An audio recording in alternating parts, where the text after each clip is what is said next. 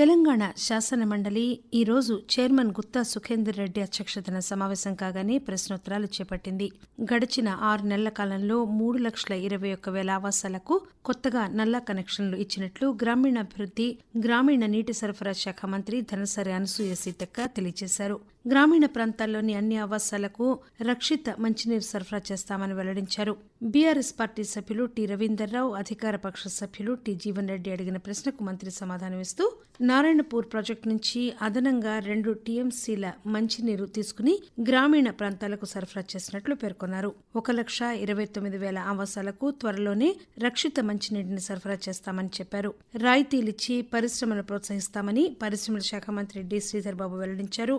మౌలిక సౌకర్యాలు ప్రభుత్వం కల్పించడంతో పలు కంపెనీలు పెట్టుబడులు పెట్టడానికి ఆసక్తి చూపుతున్నాయని ఆయన తెలియజేశారు. అధికార పక్ష సభ్యులు T Jeevan Reddy, B Mahesh Kumar Goud, MS Prabhakar Rao అడిగిన ప్రశ్నకు మంత్రి సమాధానమిస్తూ రాష్ట్రం ముందంజలో నిలవాలని, అన్ని రాష్ట్రాలకు ఆదర్శంగా ఉండేలాగా ఐటీ పరిశ్రమల రంగాలను ప్రోత్సహిస్తున్నామని పేర్కొన్నారు. మారుతున్న సాంకేతిక విప్లవానికి అనుగుణంగా కృత్రిమ మేధస్సును పెద్ద ఎత్తున ఉపయోగించుకోవాల్సిన అవసరం ఉందని ఆయన వివరించారు. రాష్ట్రంలో శాంతి భద్రతల పరిస్థితి మెరుగ్గా ఉండడం, వాతావరణం అనుకూలంగా ఉండడంతో బహుళ జాతీయ సంస్థలు పెట్టుబడులు పెడుతున్నాయని ఆయన చెప్పారు. 2023-24 సంవత్సరంలో 2,68,000 ఐటీ ఎగుమతులు చేయగా 2024-25 మార్చి నాటికి 3 లక్షల ఐటీ ఎగుమతులు జరిగే అవకాశం ఉందని మంత్రి శ్రీధర్బాబు తెలియజేశారు. రాష్ట్రంలో 25 లక్షల మంది యువతకు ఉపాధి కల్పించడానికి కార్యాచరణ రూపొందిస్తున్నామని ఆయన చెప్పారు. డేటా సెంటర్లకు భూమి కేటాయింపుతో పాటుగా మంచినీరు, నిరంతరాయంగా విద్యుత్ సరఫరా చేయడంతో పాటు ప్రోత్సాహకాలు కూడా ఇస్తామని చెప్పారు. వృత్తి విద్య కళాశాలలకు ఫీజు రియంబర్స్మెంట్ కింద 4,980 కోట్ల 18 లక్షల రూపాయలు చెల్లించాల్సి ఉందని ముఖ్యమంత్రి పక్షాన గ్రామీణాభివృద్ది శాఖ మంత్రి అనసూయ సీతక్క చెప్పారు. ఫీజు రియంబర్స్మెంట్ చెల్లింపు ప్రక్రియను వేగవంతం చేస్తామని అన్నారు. బీఆర్ఎస్ సభ్యులు ఎస్ వాణిదేవ్ అడిగిన ప్రశ్నకు మంత్రి సమాధానమిస్తూ పేద విద్యార్థులకు ఉన్నత విద్యాభ్యాసం చేయడానికి 2007లో ఆనాటి ముఖ్యమంత్రి doctor YS Rajasekhar Reddy fee reimbursement పథకాన్ని ప్రవేశపెట్టారని గుర్తు చేశారు. రీయింబర్స్మెంట్ బకాయిలు త్వరలో విడుదల చేస్తామని మంత్రి హామీ ఇచ్చారు. డీటెయిల్ ప్రాజెక్ట్ రిపోర్ట్ డిపిఆర్ వచ్చిన తర్వాత బాపు ఘాట్ వద్ద ఏ తరహాలో ప్రాజెక్టు నిర్మించాలో రాష్ట్ర ప్రభుత్వం నిర్ణయం తీసుకుంటుందని పరిశ్రమలు, ఐటీ శాఖ మంత్రి డి శ్రీధర్ బాబు తెలియజేశారు.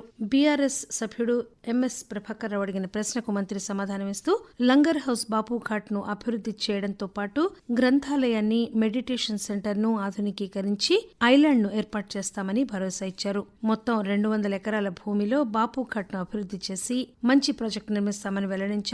విద్యా వైద్యం అందించాల్సిన బాధ్యత ప్రభుత్వంపై ఉందని ముఖ్యమంత్రి పక్షాన వైద్య ఆరోగ్య శాఖ మంత్రి దామోదర్ రాజనరసింహ తెలియజేశారు.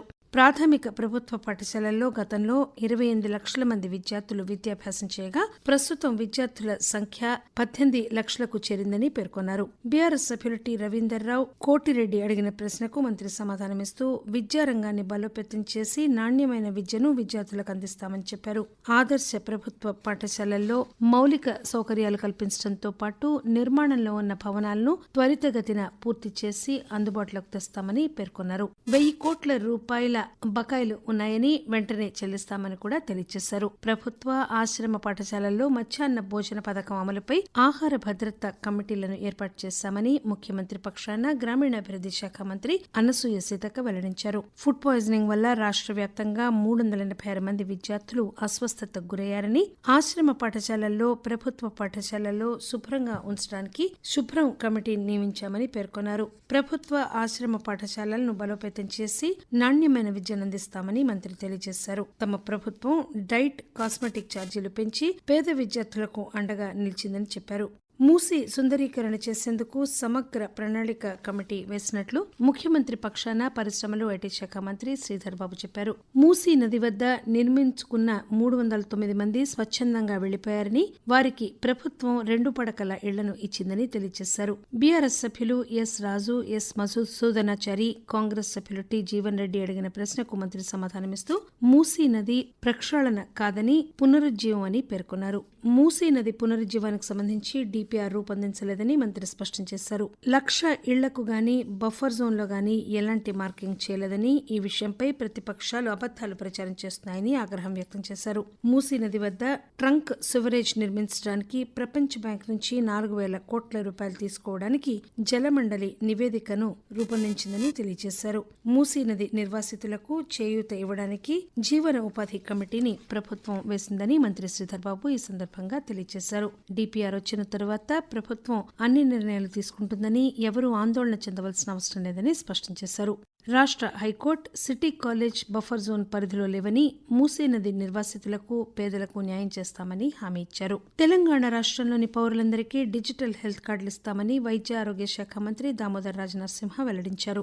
సభ్యులు ఎంఎస్ ప్రభాకర్ రావు అడిగిన ప్రశ్నకు మంత్రి సమాధానమిస్తూ సాంకేతిక పరిజ్ఞానం పెరుగుతున్న నేపథ్యంలో యూనిక్ ఐడితో ప్రత్యేక గుర్తింపు సంఖ్యతో డిజిటల్ కార్డు ఇవ్వాలని నిర్ణయించినట్లు చెప్పారు. భోజన విరామం అనంతరం 2:40 సభ తిరిగి సమావేశం కాగానే బీఆర్ఎస్ సభ్యులు వికారాబాద్ జిల్లా లగచర్ల రైతులపై మోపిన కేసులు ఎత్తివేయాలని నిరసన వ్యక్తం చేశారు. ప్లేకార్డులు చేతన పూని వారు నినాదాలు చేస్తూ వెల్లోకి దూసుకువచ్చి నిరసన వ్యక్తం చేస్తున్న నేపథ్యంలో చైర్మన్ పలుమార్లు విజ్ఞప్తి చేసినా నిరసన కొనసాగించారు. ఉప ముఖ్యమంత్రి మల్లుభట్టి విక్రమార్క జోక్యం చేసుకోని మాట్లాడుతూ వ్యవసాయ రంగంపై స్వల్పకాలిక చర్చ ఉందని, ఆ సందర్భంలో సభ్యులు అన్ని విషయాలు మాట్లాడే అవకాశం ఉంటుందని విజ్ఞప్తి చేయగా సభ్యులు వెళ్లి తమ స్థానాల్లో కూర్చున్నారు. ఉప ముఖ్యమంత్రి సమాధానంతో సంతృప్తి చెందని బీఆర్ఎస్ పార్టీ సభ్యులు మాత్రం ప్లేకార్డులు చేబూని నినాదాలు చేస్తూ వెల్ వద్దకు దూసుకురావడంతో గందరగోళం నెలకొనడంతో చైర్మన్ సభను మధ్యాహ్నం 2:55 రేపటికి వాయిదా వేశారు.